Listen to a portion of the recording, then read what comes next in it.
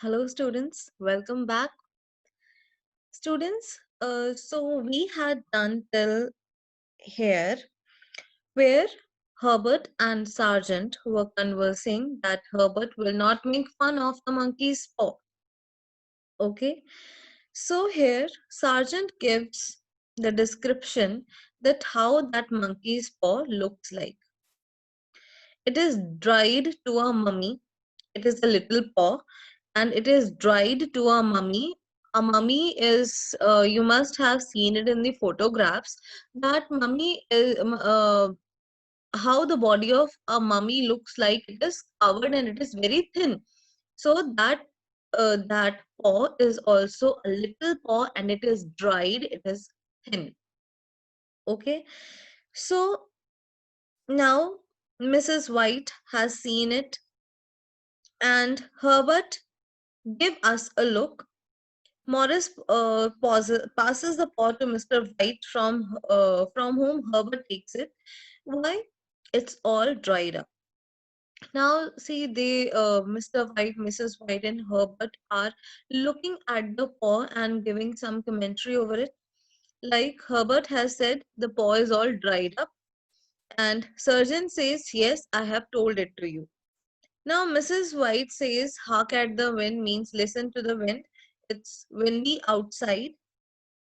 Then then Mr. White takes the paw from Herbert and he asks Sergeant Major Morris that what is special about, what is unique about this paw.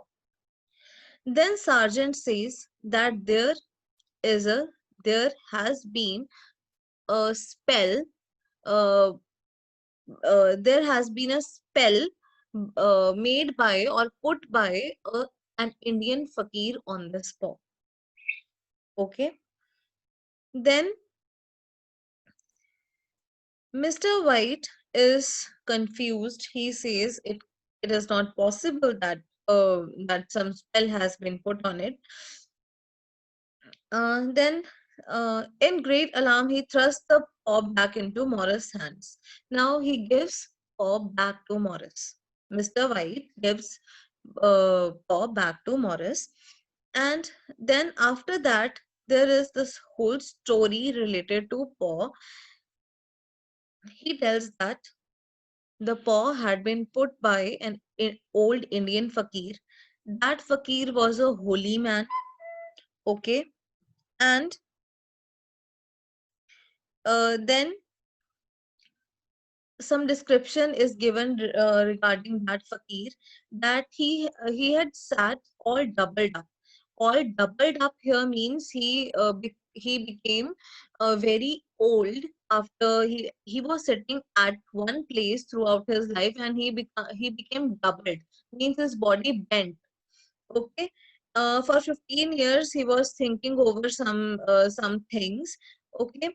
And he wanted to that old fakir wanted to show people what he wanted to show, that fate ruled people, that destiny or fate is the thing which rules, which dominates the lives of people. Okay. Then he tells that everything was cut and dried from beginning, as you might say, that this is the root of everything, that everything is cut and it is dried. Okay. In order to preserve, things are cut and then they are dried. And this has been done from the beginning, means from when people became quite knowledgeable. Okay.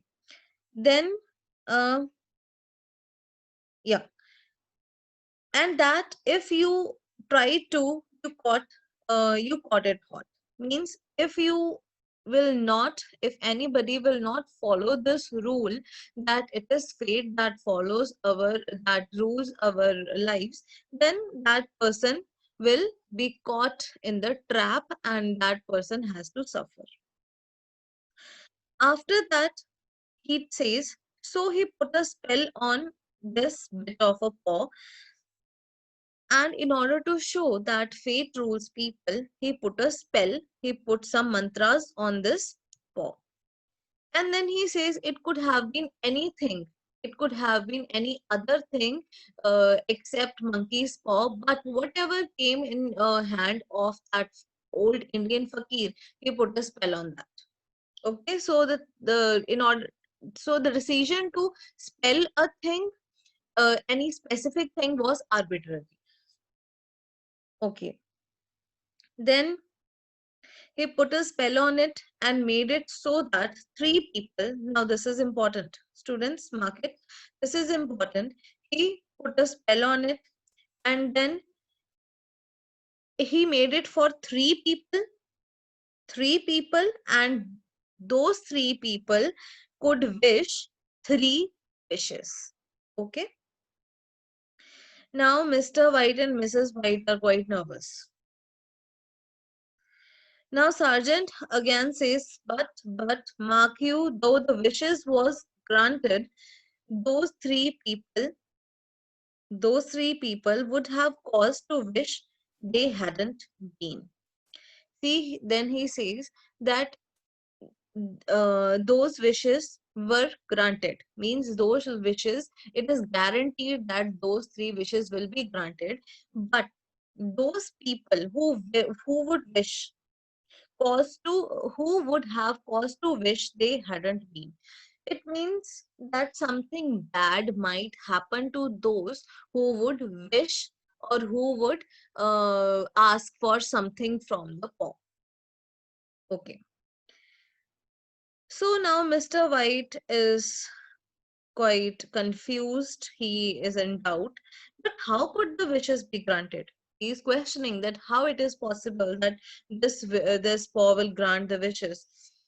Now Sergeant says he didn't say, the old Indian fakir didn't say anything, and the process by which the wishes are granted is so natural that if someone tries to investigate how the wishes were granted, then it seems that those wishes were granted because of just coincidence.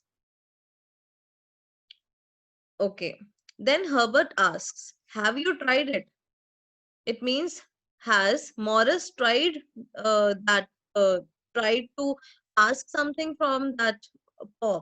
Then Sergeant says, I have, but yes. Then Herbert asks, were your wishes granted? Then Sergeant says, now see, Sergeant is grave. Okay, he's serious. He says yes. Uh,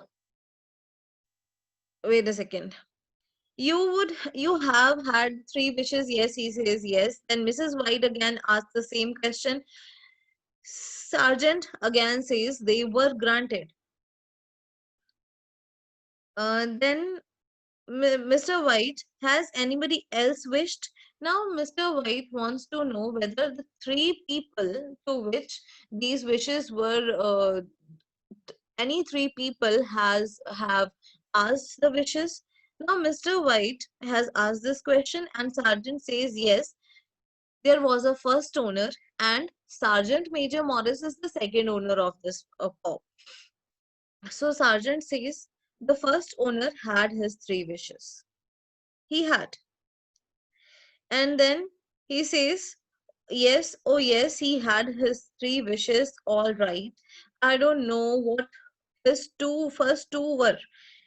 Sergeant says, I don't know, that he doesn't know what the first two wishes of that first owner were. But the third wish of that owner was death. Means the first owner wished for the third time that death should come to him. After the death of first owner, Sergeant got the spore. Herbert says, well, seems to me you have only got to wish for things that can't have any bad luck about them. Now, see, Herbert is cheerful.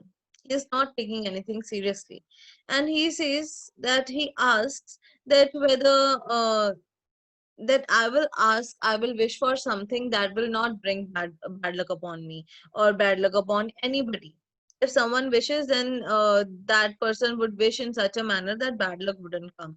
So Sergeant now is shaking his head, means saying no, and he just exclaims, ah.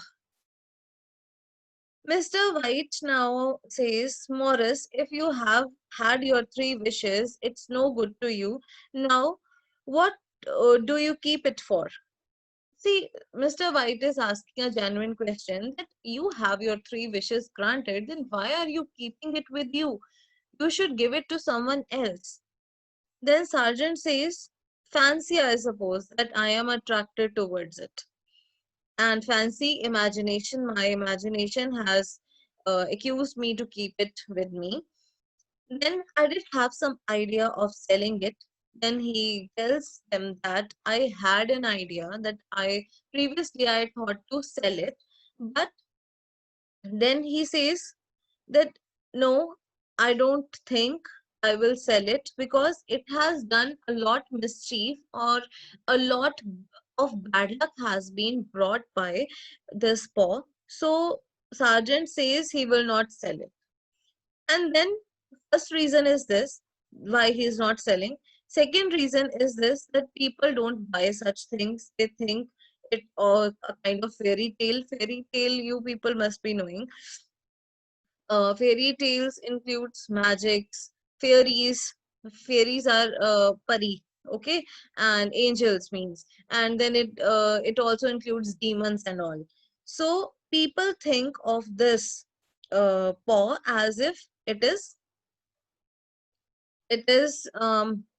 a fairy tale, and then what people do, people first of all people want to try it, and then they will buy. So he says that there is no chance of selling it.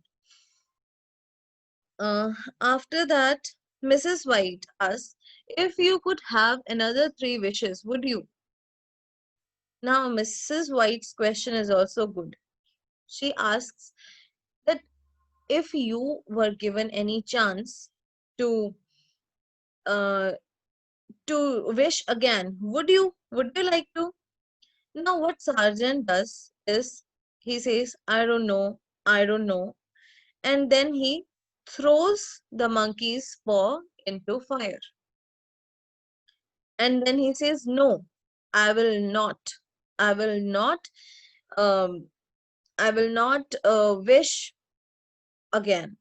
Then I am damned if I would. I am damned means after death, if I would wish, I will be damned. I will have to reside in hell.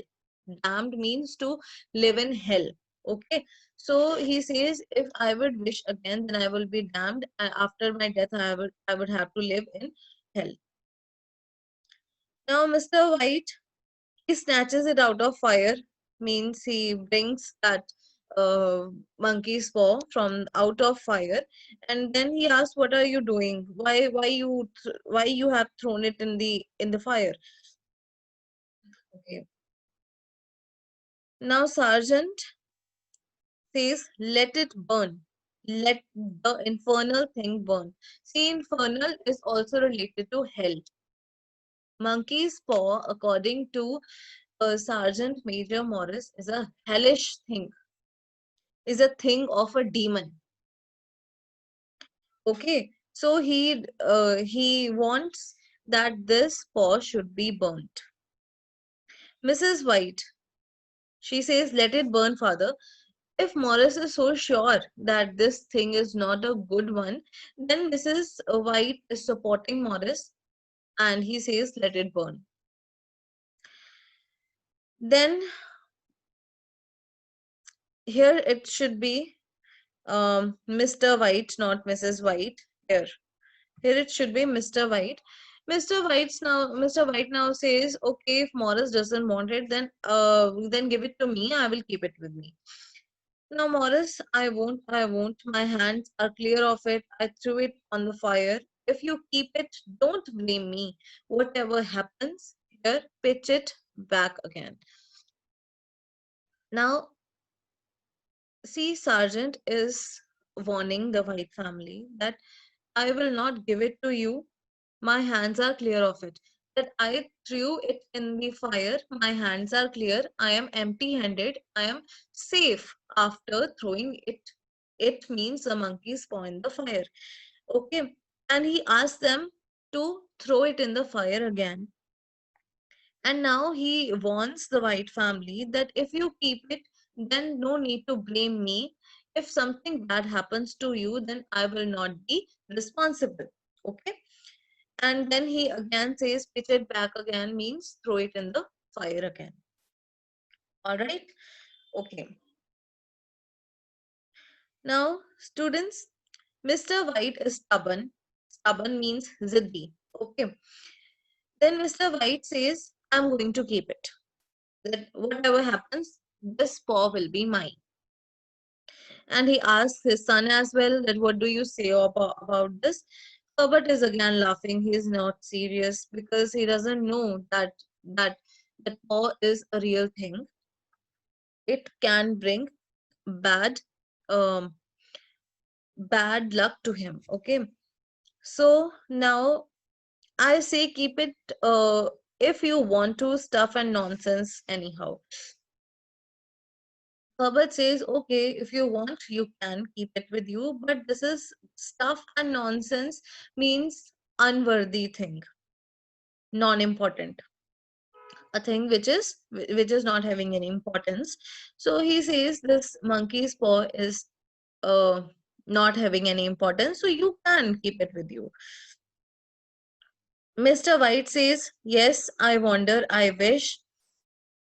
He is thoughtful while he's looking at the paw. He's thoughtful means he's thinking something, and he thinks of the nonsensical nature of the paw according to White family. Then see, Mr. White is in a casual manner, or in a laughing manner, joyful. Okay, he is going to wish something, but Sergeant stops him. Sergeant says, no, this is not the right way to wish something. Then Mr. White asks, what is the right way then? Mrs. White, see, whenever we are reading a play, all the characters, some are talking, some are doing anything, one thing or the another. This is why some characters are working side by side, because in real life as well, when we are talking, we are doing something. Our hands are working. Now, Mrs. White is talking as well as she is doing something. Like she is having some tumblers in her hands. Tumblers are glasses only. Okay, and she keeps the chair at their places. Uh, Now, what she says, oh, don't have anything to do with it, John. She says, no, we don't need anything, so stop asking anything or wishing anything from the paw. After that, again, she takes the glasses on the tray to the dresser. She busies herself, matlab she is doing something there. Now,